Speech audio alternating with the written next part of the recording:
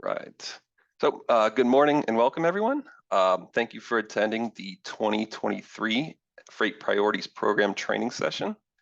My name is Tom Brandenstein. I'm an associate with White House Group. This will be my second year leading this effort for our company. And also today, I'm here with Erin LaSala from Cambridge Systematics. She will also be helping during the presentation today. And as well as Erin, we also have Mike Williamson, who is here to help with any questions that we cannot answer ourselves. So that will be your team for today. And we will be covering the basics of the program and also any practical knowledge that you need to be able to submit your agency's projects.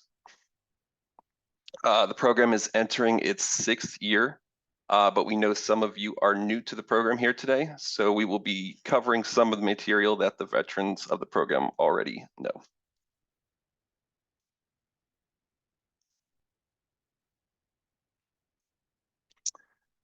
During this presentation, we definitely want to encourage participation, no matter if you're new or seasoned. There are 2 ways that we can have you chime in. You can either use the hand raise feature, or you can type into the chat. But if I, for some reason, don't see any of those, go ahead and feel free to interrupt myself and just get your question out there right at the time that works best for you.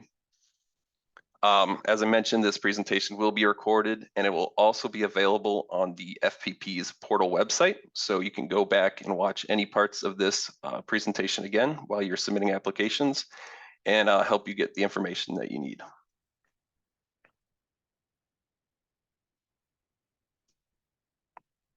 So we have a kind of lengthy agenda today, but I don't anticipate using the full 2 hours that we set aside for the session. The first half of the training will cover more of the general information of the FPP and the resulting end product that we create and some of the statistics on the performance of the program over its 6-year life. The second half of the training will cover the practical aspects of submitting a project application. We'll go on an in-depth for the online application portal, and we'll also cover some of the support materials that we provide. Erin will then take us into a in-depth live demonstration of the application portal and take us through the process of filling out an application and submitting it for approval. We will then finish off with the schedule moving forward for the program and any questions that you have for us.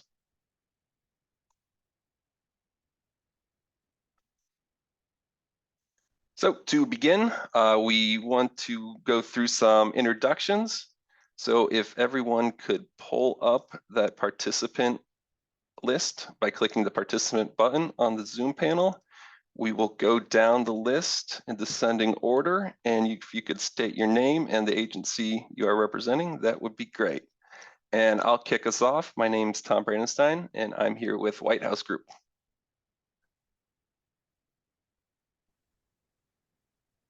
Yeah, I guess it'll be me next. Kevin Walpert from the Miami-Dade TPO. Thank you, Kevin. And good morning. This is Laura Carter with the Space Coast TPO.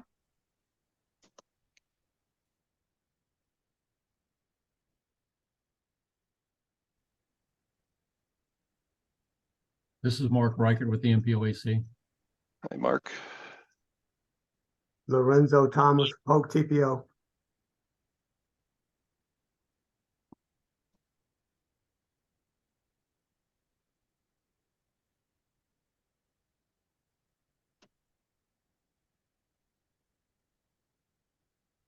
Erin, you want to go ahead? I think you're next on my list.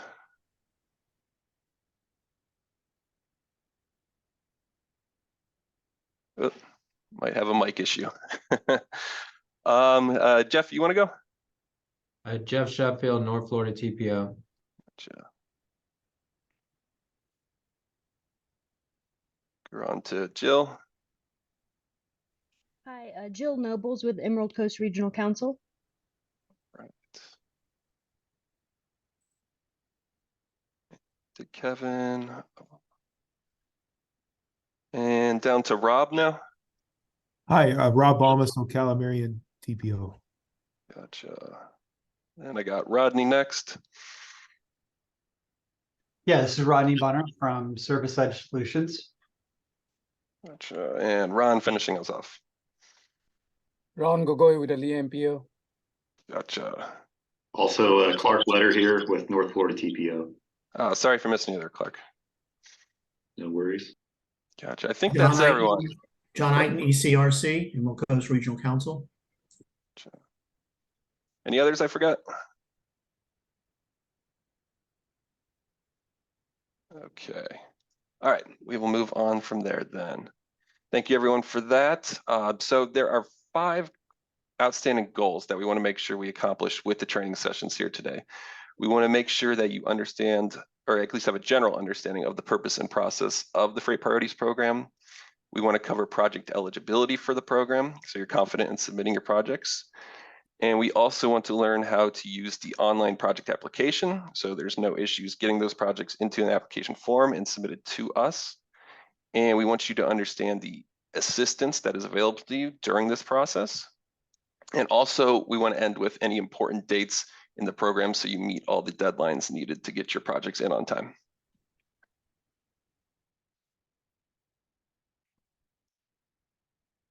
So we will begin with the program's purpose. Veterans of the program have probably seen this slide many times, but there are 3 basic outcomes that we hope to accomplish with the Freight Priorities Program. And we'll look into each of these a little closer on these next slides. So the first is to provide MPOs with an opportunity to identify high priority freight projects on an annual basis. This gets MPOs thinking about their freight needs in their region. It also gets them to prioritize the freight projects that will accomplish fulfilling these needs in their area.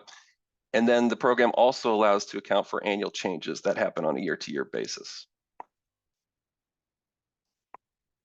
Then we hope to use the MPOAC as a united voice to promote the MPO priorities.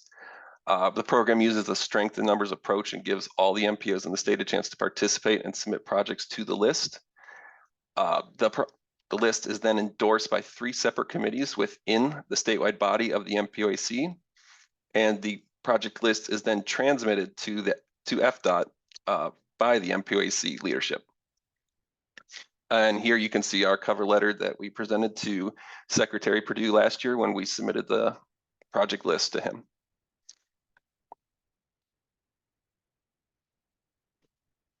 The final kind of overarching goal of the program is to position projects for future funding opportunities.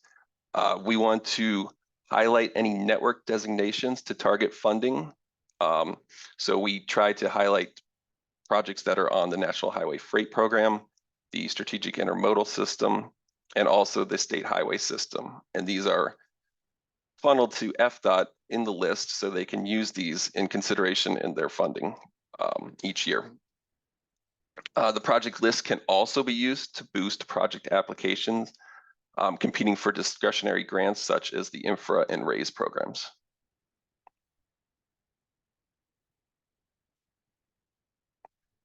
So the program follows a 5-step general process. The first step is up to the MPOs to select their projects.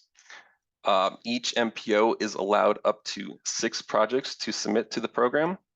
And this is further broken down by 3 project maximum for projects on the state highway system, and then also a 3 project maximum for any projects in the non-state highway system roadway category. We will go into a little further depth on these 2 different categories in the following slides, so hold for that. And then the project must meet any other requirements set by the Freight and Rail Committee, which we'll also cover in those subsequent slides. After the MPOs have chosen their projects, they get submitted through the online application portal. I have the link right there. This is a custom website developed by Rodney Bunner at Service Edge Solutions last year and has replaced the manual process that we used to use of a Word document filling out. And now it's all captured in an online application website portal, which saves information from previous years and allows for resubmittals of those previous year projects without having to go through the process of refilling out applications. And for this year, the application window will be going from March 2nd to March 31st. So we'll cover that more in our key dates, but that is going to be our project submittal window for this year. Once projects get submitted, they are reviewed by the consultant team. We may have follow-up questions, so you need to be responsive kind of during this period. We'll cover our designated contact system later in the presentation. So these are going to be your main email contacts that we will have to gather any more information that we need from project applications that are submitted. In addition to us reaching out to you, you may also reach out to us at any time during that submittal process. We are available for calls. We could do virtual meetings, whatever you need to help get your project submitted. So after the project window closes, the consultant team will then gather up all the data from the project applications, and we will create the final project list. This final project list will then be presented to the MPOAC. We'll present it to 3 of the committees within the body, the Freight and Rail Committee, Staff Directors Committee, and the Governing Board for endorsement. Once we get the full endorsement of the MPOAC, this list will be transmitted to FDOT, and this kind of transmission timeline aligns with FDOT's annual work program update. So it gets the projects into FDOT right when they need to make their decisions on funding decisions.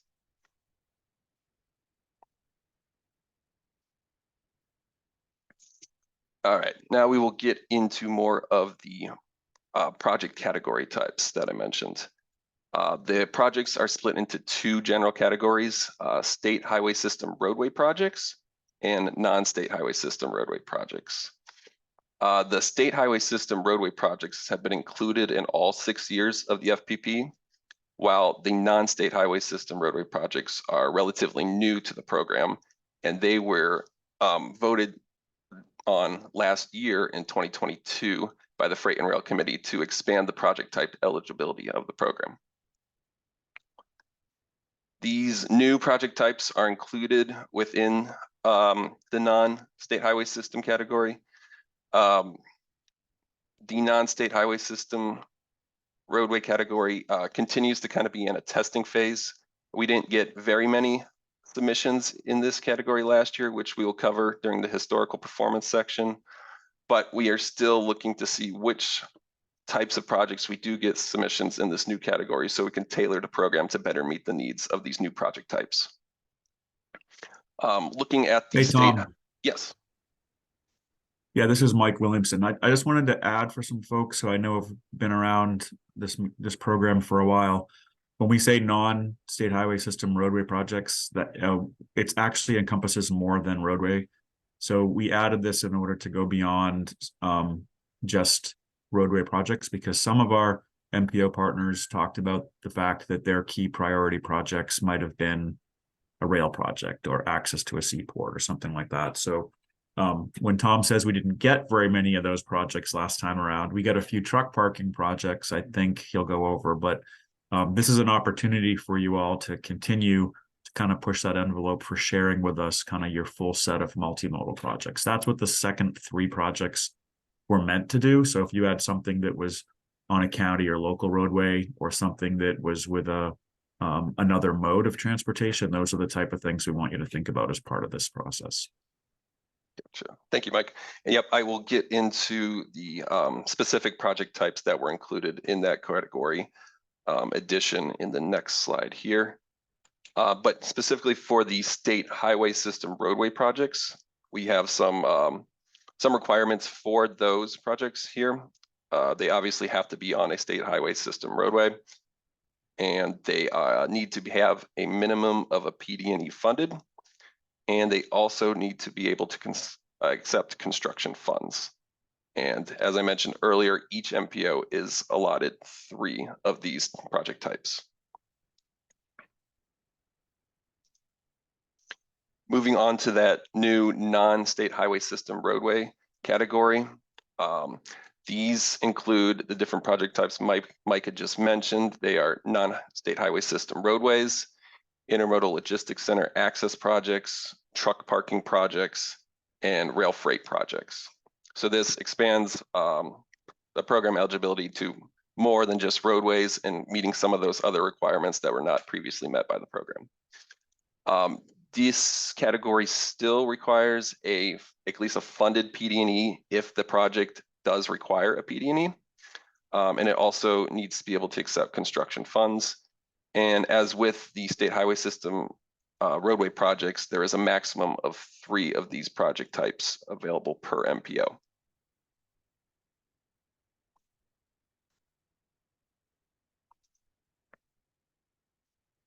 Okay, so now we will go through the different parties that make the Freight Priorities Program a success. Each group has its own role in the process, as you can see, and many different processes that they go through to make the program successful. The MPOs are mainly responsible for submitting project applications, using the list to advocate for their projects post-submission, and also providing program feedback to make it more useful and streamlined for your agency to participate in the program. The consultants team main goals are to administer the program, create the project list, and implement any program changes that are advised by the MPOAC. And the MPOAC serves as the uniting body of all the MPOs and the single voice of the program. And FDOT uses the list for consideration when making their funding decisions.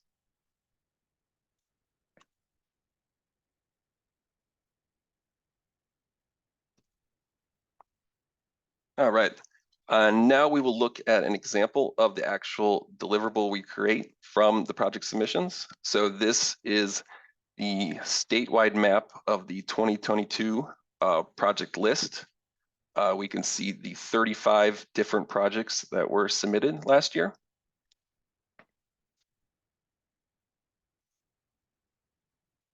And then we will now go into the list portion of the project list deliverable.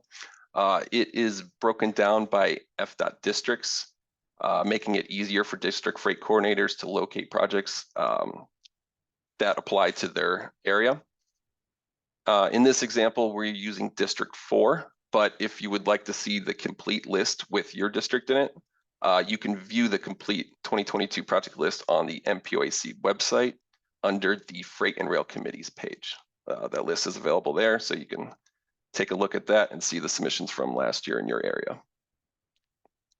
The list also highlights other components important to FDOT in their considerations, including the network designations that we talked about earlier. You can see the National Highway Freight Network, CIS, and Regional Freight Network designations there on the right, and also the State Highway System project category there. And it also makes FDOT's job easier by giving information so they can easily locate if the project was a district freight coordinator priority project as well, the status of their PD&E, and also their FM number if they have one, so they can easily find it within the work program online.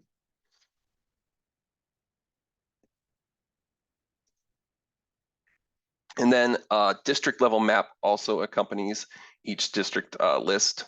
The map re-emphasizes some of those network designations that we talked about. Here you can see the CIS and the National Highway Freight Network highlighted within also the projects on top of that. And like I said, the entire list is available on the MPOAC's website, so you can view that there.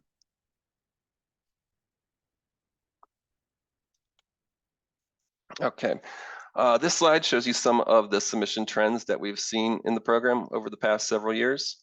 But first, we will zero into last year. So in 2022, we had a total of 35 projects submitted. The vast majority of those were state highway system roadway projects at 91%. But we did also have 3 of those new non-state highway system roadway project categories submitted.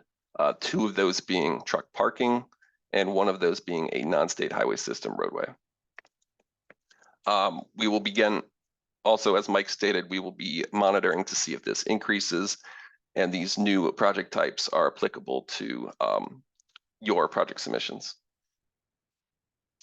Submittals of the projects eligible eligible to the National Highway Freight Program have slightly increased over the years of the program, as we can see in the next graph to the right. And the majority of projects remain being part of the SIS at around 70% last year. Also, project submissions have remained relatively constant in the mid-30s over the year statewide.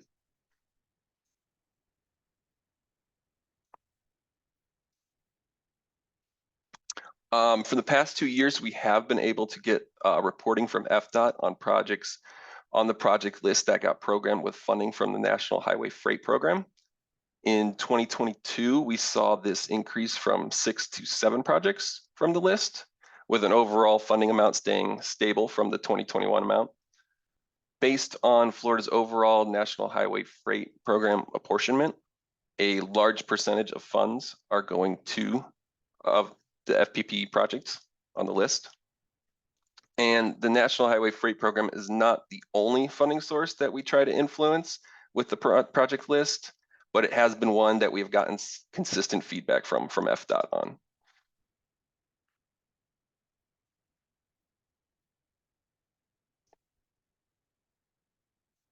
All right, so now we will move into more of the specifics for submitting a project application. We're going to start with the support documentation that we provide to assist you.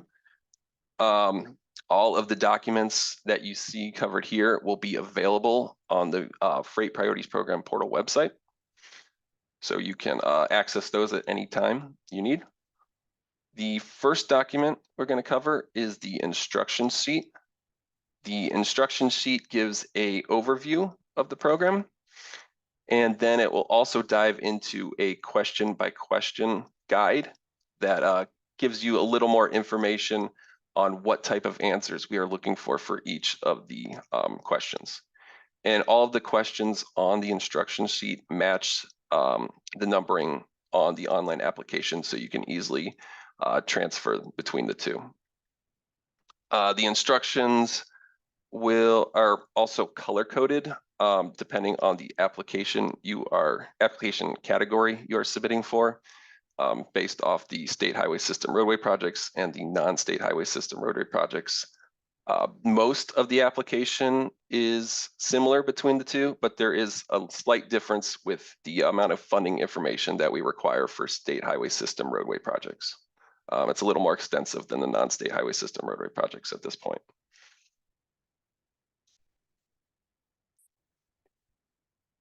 We also provide a district freight coordinator checklist to help facilitate conversations between your agency and your district freight coordinator. The district freight coordinators have a strong knowledge of FDOT's work program scoring criteria, which projects are good contenders for discretionary grants, and also the projects that they are going to submit for their priority list. So this is all good information to have as you consider which projects you would like to submit to the program. We encourage the collaboration with the DFCs to inform your decision-making, but not to have the DFCs selecting your MPOA priorities. Those are up to you, and they should not be required to be the same as your district priorities.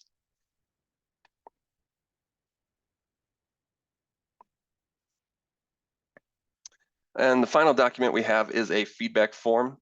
It allows anyone to provide feedback on the overall program, the online portal, and individual questions from the project applications. Feedback is what has shaped the program into what it is today. So hearing any pain points from you as participants can help us make a better program in the future. Once you have completed a form, you can send it over to myself or to Aaron, and we will take it into consideration and possible escalation up to the committee for discussion. And I just want to iterate that all these support forms are available on the Freight Priorities Program portal website.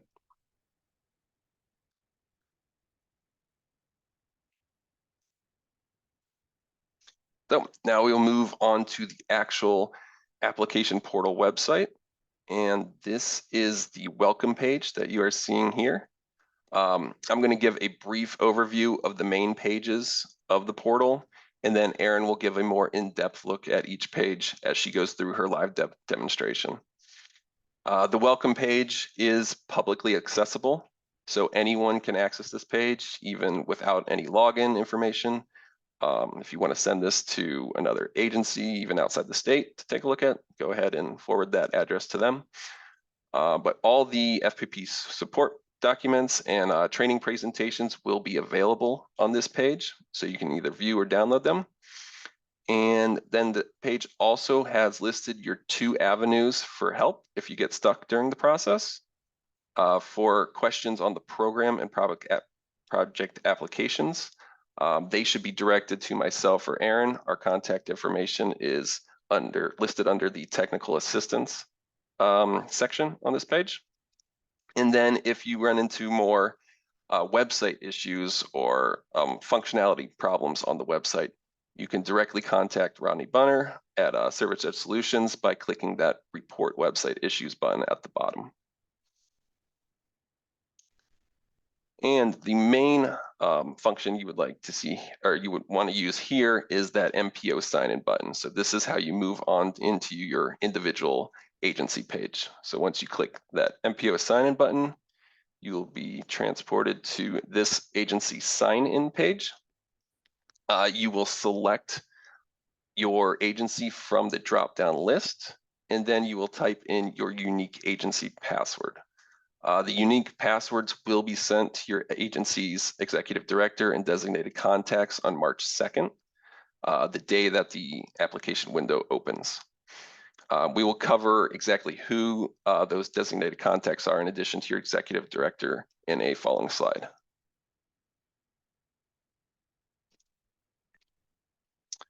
And then once you sign in, you will go to your unique agency application page.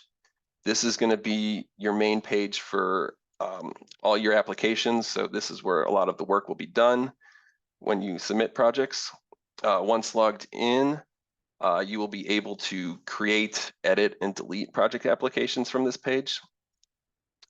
Applications from previous years will be pre-populated in the application list.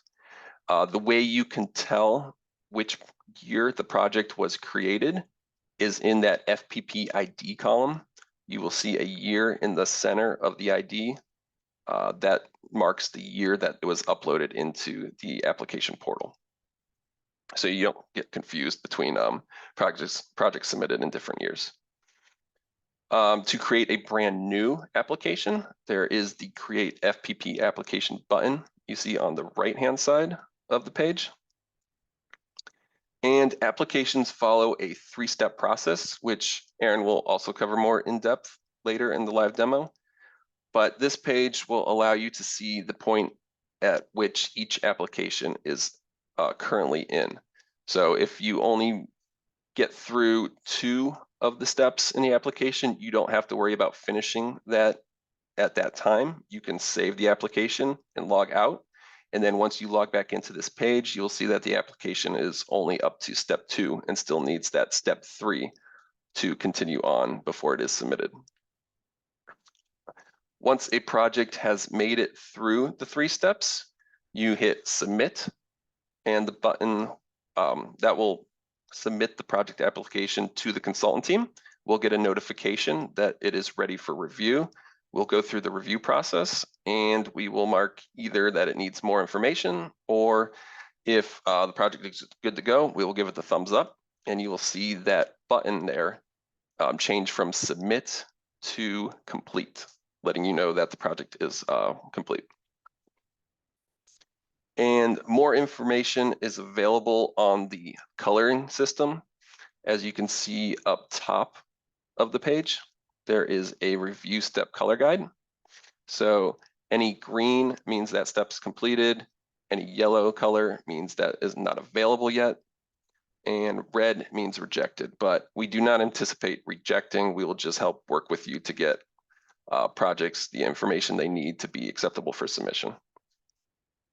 2 new features to the page this year is the filtering first. So you can see on the right-hand side of the screen, above the Create FPP Application button, there is a drop-down list. And I have it highlighted with the drop-down options there on the furthest right. You can now filter your projects by either their category with the state highway system roadway projects or the non-state highway system roadway projects. And you can also further filter them by their step availability, if they've been submitted, if they're in a review process, or if they have been approved. So this will help you keep you organized as you go through adding submissions into the project list. Also new this year are the tabs at the top of the application page. I already went through the review key tab, which shows you the color guide. So don't worry, you don't have to memorize those colors. They'll be up there telling you which step your application is at all times. In addition to the review key, we also have an instructions tab. This is just going to give you some of the general information we've covered here and the important dates of the application window. The training materials tab will give you all of the training documentation that you had on the welcome page, but it is now available here within the application page. So you don't have to log back out to get to those links to the documents and to the training videos and slide decks. And the final tab that is added is the designated contacts. The designated contacts will let you know who is receiving the automated communication that is generated through the portal. And these designated contacts, we'll go through a little more in depth here on the next slide. So the designated contacts will also be sent the login information in addition to the executive director on March 2nd, as I said earlier. And these designated contacts can be changed at any time. So if your executive director doesn't need to get the minute updates of each project application, we can take them off and switch them out with someone who is in charge of that. Or if you want to add more contacts to your list to receive those automated portal communication emails, we can add up to 5 people per agency into the designated contacts. So just email me and we can get them added in or switched out, whatever you need for your agency. One thing to note that we got feedback from on agencies last year with the automated portal communication emails, some were getting automatically filtered to the to their spam folders due to their firewalls. So be sure to check if you know you are a designated contact and you either sent in an application or awaiting confirmation on a project application from the review team. Check your spam folders to see if it may have gotten filtered there. But if you aren't receiving any communication, you can always email me and we can check further into it on our end. And just to note that the emails will be sent from a Wade White address at whitehousegroup.com. So that's the email to look out for the automatic generated portal communications. And here is a list of our current designated contacts. Like I said, any changes, please direct them to me and I can either add in or change whichever you would like. But as our default, we went with agencies that are members of the Freight and Rail Committee. They have their member and their alternate as their designated contacts. And for the non-member agencies, we've put your executive director and any friend of the committee position that you've identified in the past.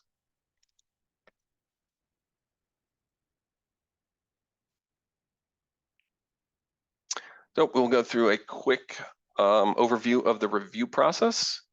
All projects go through the review process. The process is mainly just seeing that the answer satisfies the question. We're not trying to deny any projects. We just want to make sure that they hit those specifications set by the committee that we covered previously for each category type. Verifications within the online portal will ensure that completeness is verified and won't let you progress to the next step until all required questions are answered. So we shouldn't have any issues with questions being incomplete from submitted applications. If more information is required by the consultant team, we will type up comments within the portal and they will be sent back through those automatically generated communications that we just talked about with the designated contacts. And in addition to that, we will most likely email you directly just to ensure that communication is clear and you have plenty of time to make your adjustments before the application window finishes.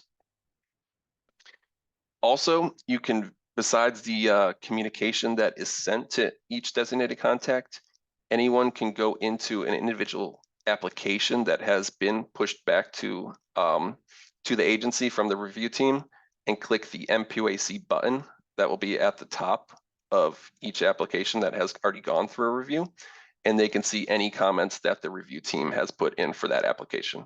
So multiple ways to see the feedback that is pushed back for any rejected applications.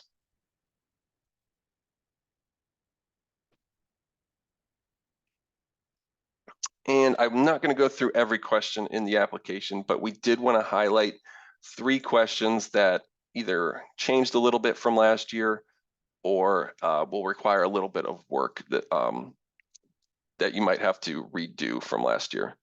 So the first one is question 12S on the state highway system roadway category project application, or 9N on the non-state highway system roadway project application. We are no longer requiring a GIS file to be submitted. Any sort of image map will be fine that clearly shows the extent of a project. It's not necessary for a full GIS file to be uploaded because I will create that on my end. And question 13S and 10N changed a little bit from last year. Nothing too new for this one. The main difference from last year is we now have you select the PD&E status from a drop-down box instead of typing in that. And then this question was also moved above the funding table that is required for the state highway system roadway projects. And that selection of the PD&E phase status will automatically populate into your funding table. So it'll require one less thing you have to do for the funding table.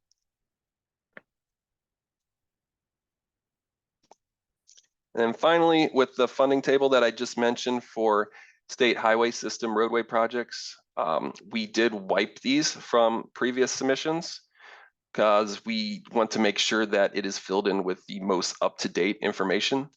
So we would like them to be refilled in for this year, and they should match the FDOT 5-year work program table. And if they do not, a link should be provided to the source that they were that the funding amounts were pulled from.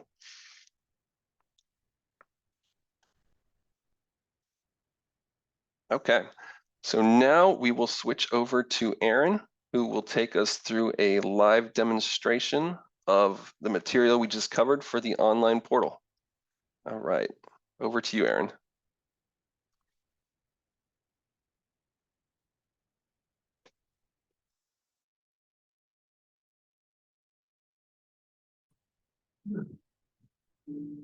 Is my audio?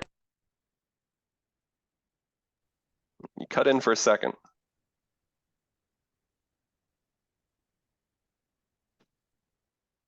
How about now? Yep, now you're good. Hold on. Yeah, was that a yes? That is a yes. Yep, we can hear you. Okay, perfect. There we go. Third attempt was the charm, apparently. So I will share my screen.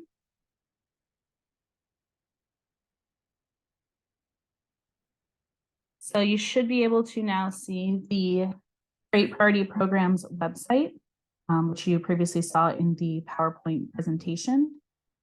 So you'll see down here, these have been uploaded with the guidance documents and training materials.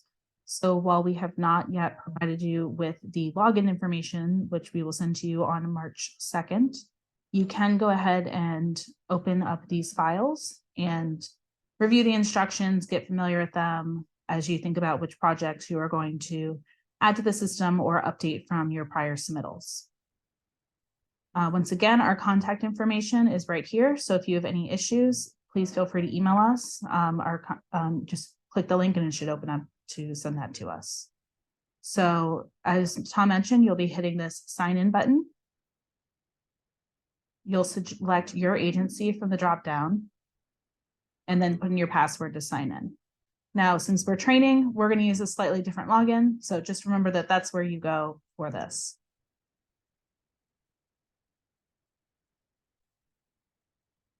So this is what the portal looks like, as you saw again in the PowerPoint. We have a couple of different test projects that we've put in here, and I'll just go through some of the information that should be in each of them from some completed ones that we've put in. So this is an example of I-95 at Oslo Road, which is an interchange project. So you'll see you want to put your project name, facility name, your type of project. If there's other MPOs involved, the county's involved, private partners, if it's a district freight coordinator priority project, and then some of this information will be filled in for you, just by the nature of where your county is. On the second page, we have the specific details of the project. So again, we have the project name here. You'll select the project type, and you can select multiple project types here. As you see here, it's a capacity expansion and reconstruction. We're looking for a project description. So this is a proposed interchange. And then the next question talks more about the project rationale of, why do you need to build this interchange, providing critical links, et cetera.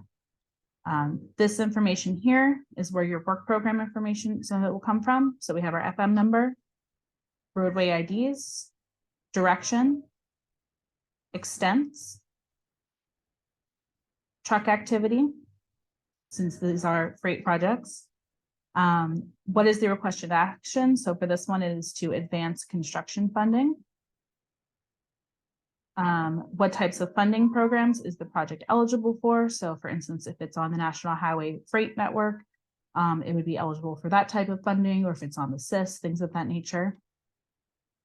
This is where the map should be uploaded that Tom mentioned. Again, we don't need a GIS map, but we need a map showing the location of the project. And this question is required. So if you have any issues uploading anything to here, please, again, email us and let us know so that you can move on with finishing your application. Here is where we have our PD&E status. So you would put, if it's ongoing, if it's complete, if it's funded, along with where you can actually find that information, the page numbers to help us make sure that we know where it is. And then this is the table with all of the funding. As a reminder, for those of you who submitted projects last year, this table, all of the values will be reset to 0. So you don't have to delete them, and it helps eliminate errors just a little bit. And then you also will provide a link to the work program here. One quick thing there, Aaron, on the funding table. Since the application Aaron is already looking at has been completed, there is no edit button on the right. But if you were in there doing the actual edits on the application, you'll see a blue edit button on each row that will allow you to click edit and then adjust all the figures for that row. Just something to note when you're actually going through and filling out the application for the first time. Yes, thanks, Tom. And I'm going to show one of the projects that was submitted last year as well, so this one has been submitted through our system as, just are testing it, but we're going to show one too that hopefully you guys will be updating this year. Gotcha, perfect. So the third page has our project screening information. Again, the project name will be pre-filled from the first page. You would say, is this project identified as a freight priority? How was this determined? So this one in particular is in the tip, and this is cost feasible. And then we would also ask you to provide links and page numbers to where the project is located in those various plans. If you have matching funding sources, this is where they would be identified. If it's on the priority freight network, again, URLs here and page reference numbers so that they are easily accessible to find more information about them. How they align with the Florida Transportation Plan goals. Again, you can select all that apply, and then also a brief statement of how the project supports the FTP. So then you would be able to say, I am finished. And again, this project has already been submitted.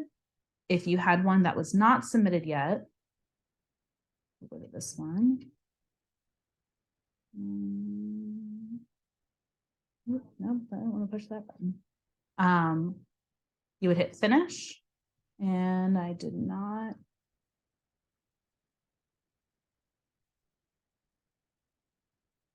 Many of these questions are required, so you will get an error if you don't submit them. So for this one, I've now completed all 3 of my pages, and you'll see that all the buttons are green. And so you need to make sure that you hit submit. If you finish your 3rd page and you just hit save but not submit, then the project will not be submitted to us. So you're going to hit the submit button, and this little box come up, and it says that everything is filled out to the best of your knowledge, and you'll say yes, agree, and submit. At that time, we will get an email that says, hey, there's been a project submitted. Please review it and make sure that everything is consistent and looks right. Nothing was skipped, things of that nature. And so what will happen for you guys, if there is feedback from us about clarifications, you can go back to your application, which will then have this little yellow button that it's been reviewed, but there's something, a little off about it. And so you'll go back here and you hit this button that says MPOAC feedback. It'll open up and it'll say, hey, your URL for your PD&E was not valid. Go back and check that, please, and update it.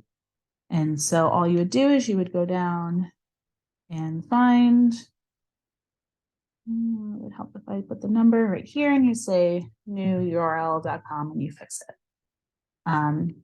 You can then save your application again.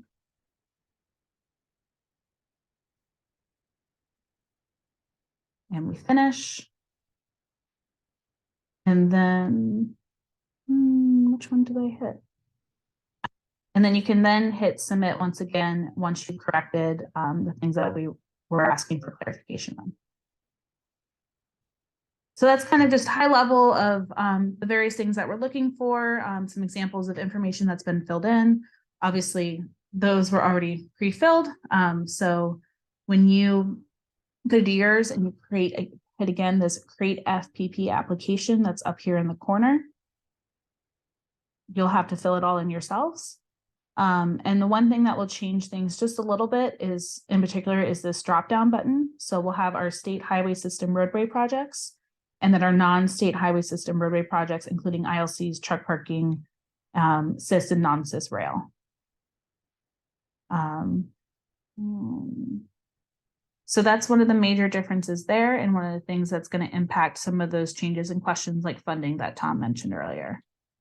And now I want to show you real quick how it will look if you are resubmitting a project. And I just need to find the login. Pretend like you didn't see this. Okay, so here is a project for the Broward MPO that was submitted last year. So once again, all the information is already in here.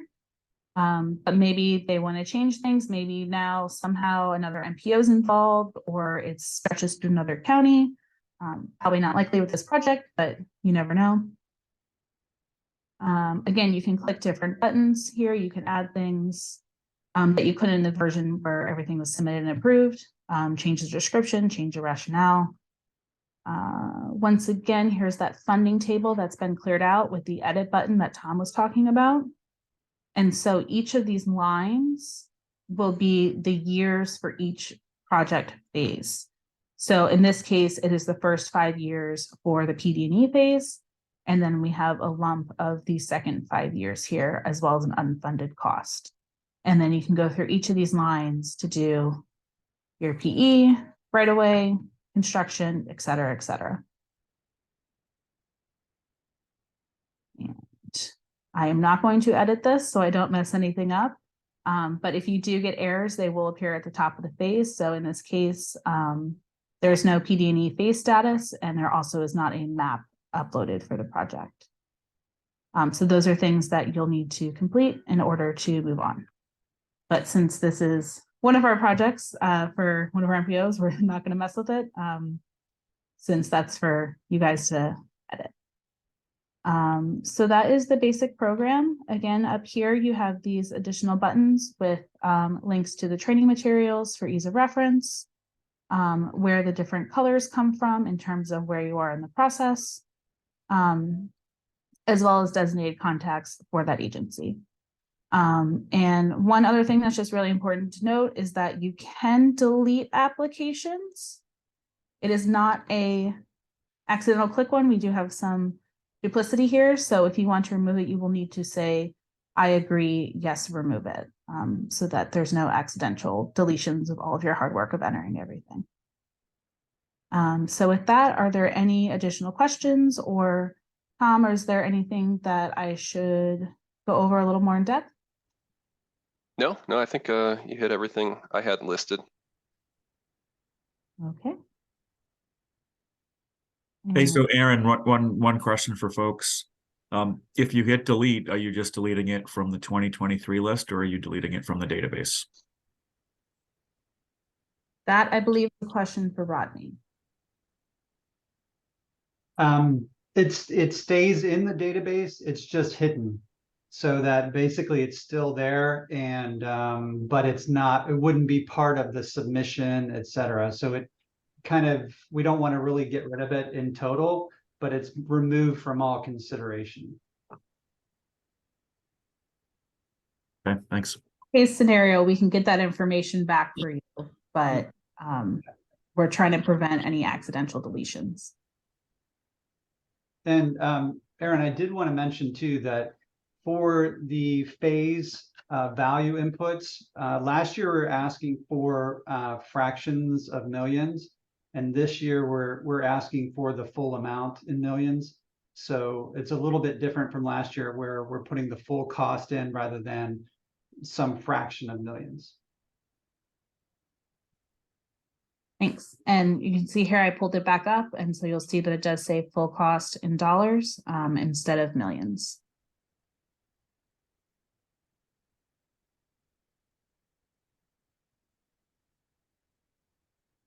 Any additional questions from our participants? Seeing none, I will stop sharing and Tom can have control back.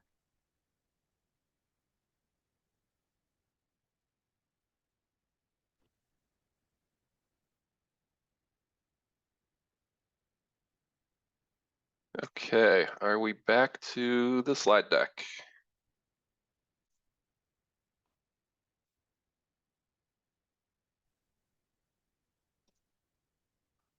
Can everyone see the slide deck? Yes. All right, perfect. So thank you, Aaron, for that demonstration. We just got one more thing in the slide deck to cover, and that is the schedule for all the important dates of the program coming up. We do have a second training session on March 1st. It's an afternoon session, so if people weren't able to make the morning, they can go to the afternoon. But this session is going to be covering the same material that you saw here. So there's no need to attend that if you did attend this session. I know that's different than last year where we had you attend 2 sessions, but this year we broke it up into 2 of the same material. So if anyone else in your agency missed this one, you can forward them the link to sign up for the second session and they can attend that one. March 2nd, so the day after that second training session, we will be emailing those unique login portals out to your executive director and also your designated contacts. So be on the lookout for those on that morning. And with the emailing of the passwords out, that will also open the application portal window. So you are good to begin your online submissions on that date. You'll have pretty much a full month to work through that. We will not be closing the submissions until March 31st. So you got a good amount of time to get all those applications in. And during that open application period, so from the 2nd to 31st, you can use myself and Aaron for any help that you need. We can set up a call. You can call us, leave us voicemail, email. We could do a Zoom, whatever you need to get your application in, we can help you during that period.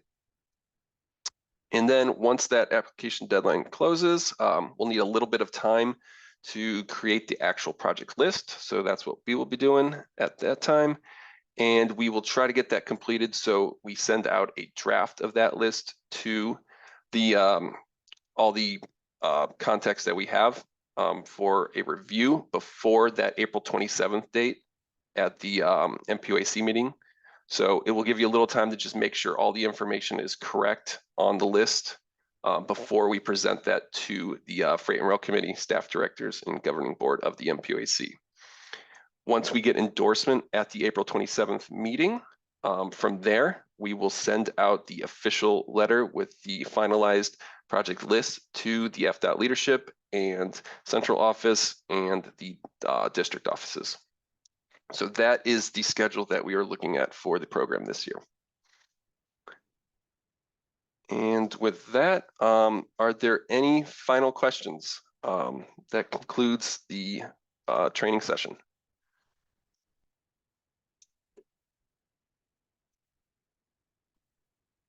I'm not seeing any. Okay, well, thank you very much for everyone who took the time to attend today. As I said, this session was recorded and will be available on the FPP portal website, as with all the guidance documents. If anything comes up prior to the opening of the portal and you have questions, feel free to send them our way. We will be happy to get back to you. And then after that, we will be available to help with any submissions. So just let us know. And thank you for taking the time to join us today, and have a great rest of your afternoon. Thank you.